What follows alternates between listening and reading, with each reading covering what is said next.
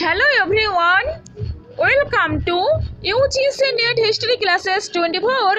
তো দেখো একটা নিউজ, এসএসসি মামলা ওকে 26,000 চাকরি বাতিল মামলার শুনানি ফের পিছিয়ে গেল সুপ্রিম কোর্টে। জেনে নিন আপডেট।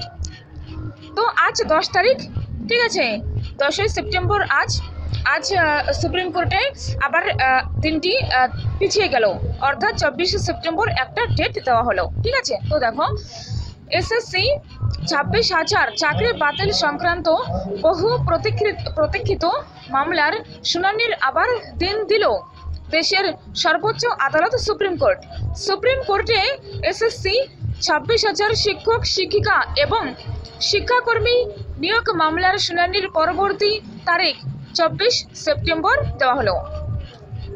তো 24 সেপ্টেম্বর এই মামলাটির দিকে তাকিয়ে আছে গোটা রাজ্য, ঠিক আছে।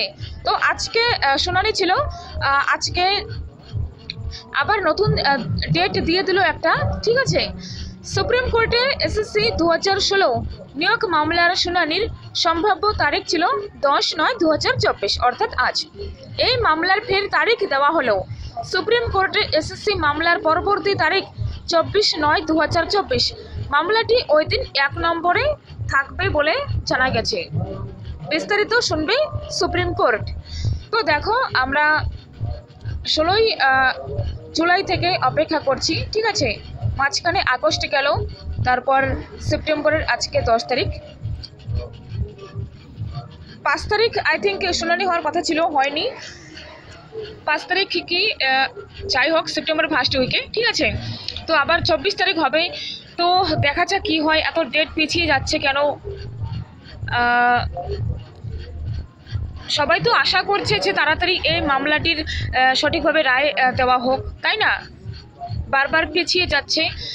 দেখা যাক 24 তারিখ সেপ্টেম্বরের সেদিন হয়তো একটা কিছু রায় আসবে, ঠিক আছে। তো কি আর করা যাবে, আমাদের অপেক্ষা করতেই হবে এই রায়টি শোনার জন্য সুপ্রিম কোর্টে, ঠিক আছে।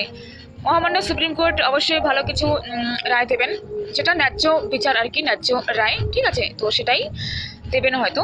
তো দেখা যাক। আর তোমরা এই এডুকেশনাল রিলেটেড আপডেটস পাওয়ার জন্য এই চ্যানেলটি সাবস্ক্রাইব করে রাখো। যা অথেন্টিক নিউজ থাকে আমি দিয়ে দেব, ঠিক আছে। তো থ্যাংক ইউ, দেখা হবে নেক্সট ভিডিও। Take care.